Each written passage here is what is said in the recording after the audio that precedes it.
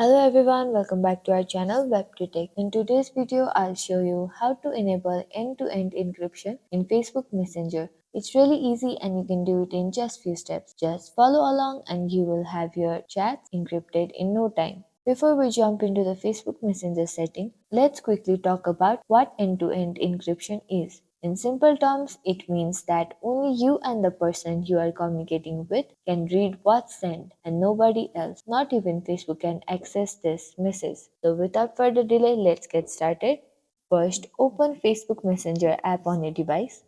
Once you are on the app, tap on the chat you want to have end-to-end encryption on.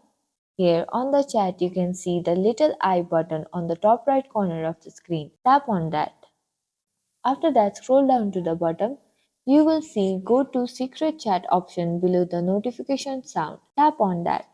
Here you have it. You have successfully enabled end-to-end encryption in Facebook Messenger. To ensure your messages are encrypted, you can check for a visual indicator during your conversation. This often appears as a lock icon. So this is it for the video. I hope this was helpful. If you enjoyed this tutorial, don't forget to give it a thumbs up and subscribe for more videos like this. Thanks for watching and I'll see you in the next video.